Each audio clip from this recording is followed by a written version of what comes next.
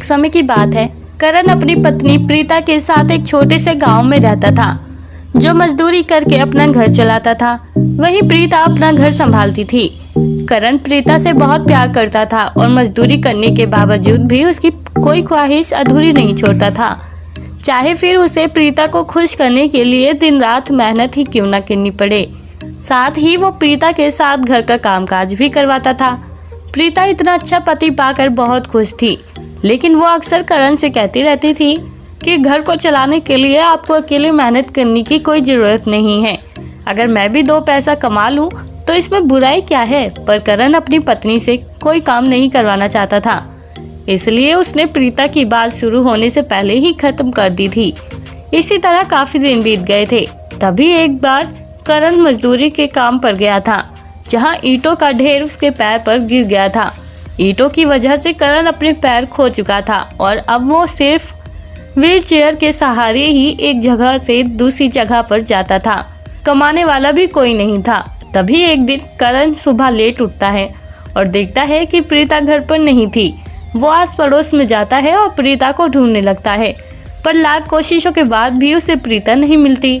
वो बहुत परेशान हो गया था। इसी तरह रात हो जाती है। प्रीता घर वापस लौट चुकी थी, वो भी कारपेंटर की ड्रेस में। प्रीता का ये रूप रंग देखकर करण हैरान रह गया था कि ये सब क्या है, और इसलिए उसने तुरंत प्रीता से इन सब के बारे में पूछा।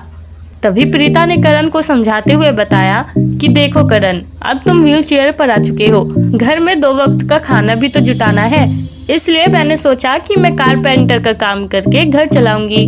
और वैसे भी मुझे बचपन से ही कारपेंटर के काम में दिलचस्पी रही है और मुझे तुम्हारी बहुत चिंता है, इसलिए मैं कारपेंटर का काम करूंगी और घर चलाने के साथ साथ जल्द ही तुम्हें इस व्हील चेयर से भी बाहर निकाल लूंगी। अपनी पत्नी की ये बातें सुनकर करण की आंखें नम हो गई थी।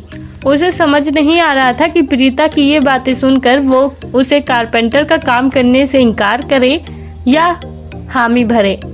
पर कुछ समय बाद ही करण प्रीता की बात समझ चुका था और अब उसने प्रीता को कारपेंटर के काम के लिए इजाज़त भी दे दी थी, जिसकी इजाज़त के बाद प्रीता रोजाना घर का कामकाज करने के बाद कारपेंटर के काम में जाती थी और उन पैसों से अपना घर चलाती थी। साथ ही इन पैसों से उसके पास इतनी सेविंग हो गई थी कि उसने जल्द ही अपने पति के पैर भी ठीक करवा लिए थे। तो दोस्तों, कैसी लगी आपको करण की कारपेंटर पत्नी की ये कहानी? आप हमें कमेंट बॉक्स में कमेंट करके ज़रूर बताएं। और साथ ही ऐसी और मज़ेदार कहानियाँ सुनने के लिए आप हमारे चैनल को सब्सक्राइब करना ना भूलें।